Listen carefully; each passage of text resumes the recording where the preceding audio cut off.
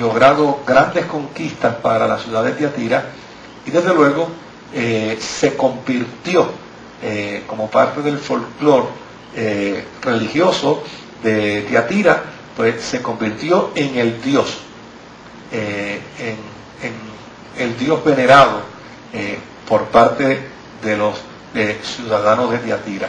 Por el otro lado, había también un santuario de adivinación.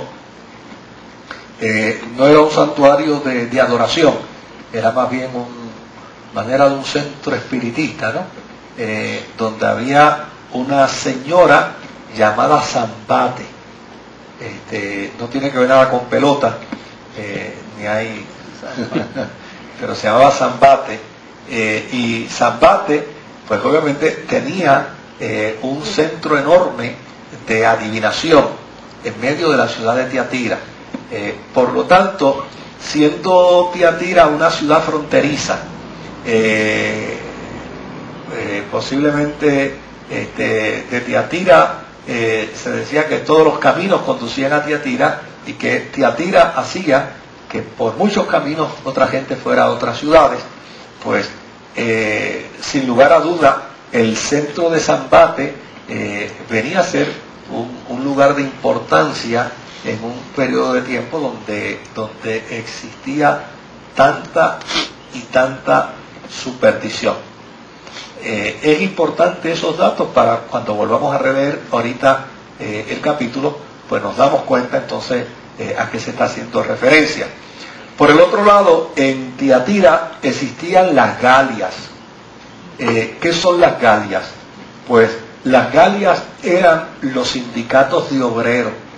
Es en Tiatira, siendo precisamente una ciudad industrial, donde se trabajaba mucho con la cuestión de las telas, pues allí las guildas eran los sindicatos de obreros que se permitían dentro del imperio romano. Y desde luego, probablemente uno de los grandes impedimentos que tenían los cristianos era precisamente la imposición de estas guildas, de estos sindicatos de obreros. Obviamente, pues, yo no conozco mucho de estos de sindicatos, pero generalmente los sindicatos, por su dinámica, por su proceso, pues, por lo general tienden a hacer dos cosas que son antagónicas. Una es el proceso hostil hacia, digamos, el dueño de la empresa, el patrono, y otro es precisamente la defensa, el círculo que crean de defensa para que los logros que alcancen desde el punto de vista patronal beneficien solo a su gremio y no se vean beneficiados los que no pertenecen a esa unión. O sea, me parece que esos son procesos importantes, ¿no? Tal vez alguien aquí que conozca de uniones más que yo y de relaciones de uniones, pues me puede abundar sobre el particular. Pero me parece que estos dos elementos operan, interactúan dentro de los gremios sindicales. Uno es el desarrollar una postura de vanguardia, ¿no? contra el patrono, pues porque hay que demostrarle al patrono, aunque no sea cierto, pero hay que demostrarle al patrono que el sindicato está en una posición de vanguardia a favor de los mejores intereses de los que están dentro de esa unión, aunque después negocien por debajo de la mesa, ¿no?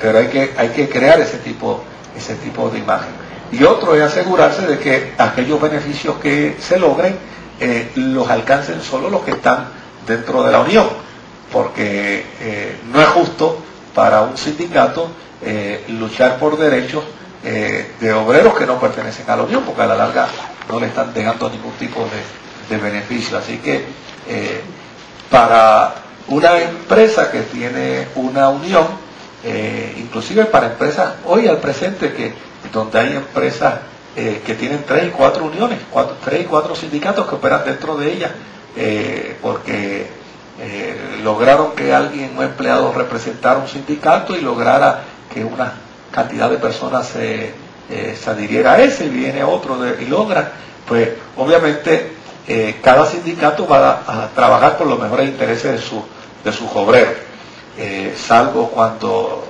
los 3 o 4 uniones se ponen de acuerdo entonces para hacerle la vida imposible al patrono, y entonces se logra los beneficios para todos. Pero esto es en la medida en que todos se ponen de acuerdo. Si no se ponen todos de acuerdo, la unión siempre va a procurar que los beneficios sean para lo que ellos representan.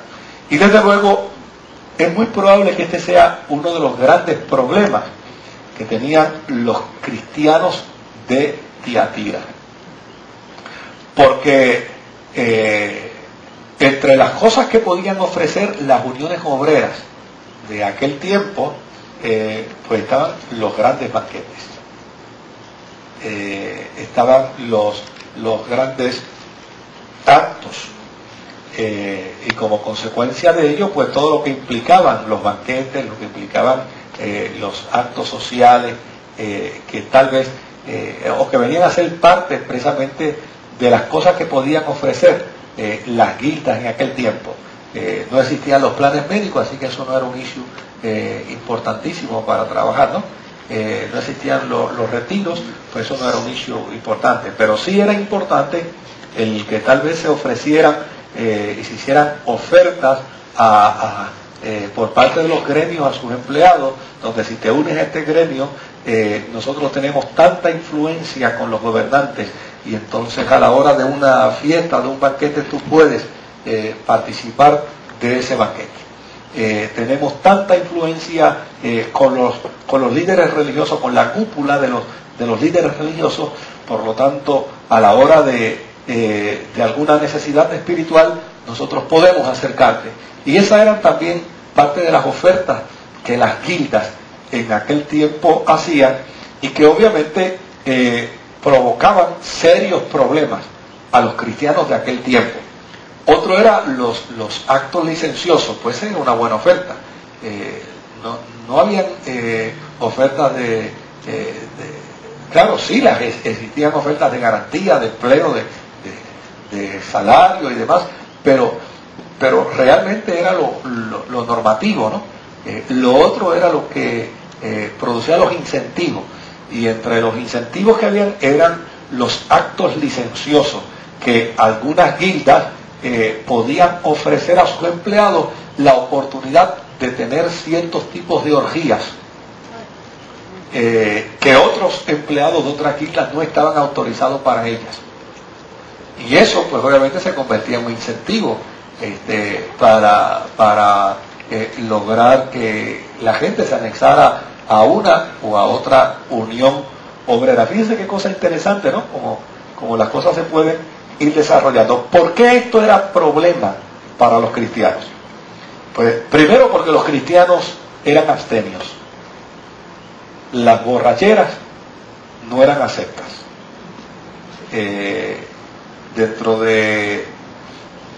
de la vida de la iglesia judía, cristiana judía, el beber bajo la normativa judía era acepto, porque en el pueblo judío había, dentro de la normativa estaba que una persona podía beber vino hasta que se sintiera alegre, porque la razón del vino es para alegrar el corazón de la gente. O sea, no se crean que los judíos desarrollaban los viñedos para la Santa Cena. No, lo desarrollaban para su fiesta, lo desarrollaban para sus banquetes, lo desarrollaban para las bodas. ¿Se acuerdan de las bodas de Cana de Galilea? Lo desarrollaban para el consumo. En Israel había poca agua, y obviamente pues el vino venía a ser entonces la mejor alternativa. Se utilizaba inclusive como remedio, y no podemos negar, o sea, yo estoy a favor de la abstinencia del alcohol, pero yo no puedo negar lo que la Biblia dice desde el punto de vista histórico sobre el particular. el vino que Jesús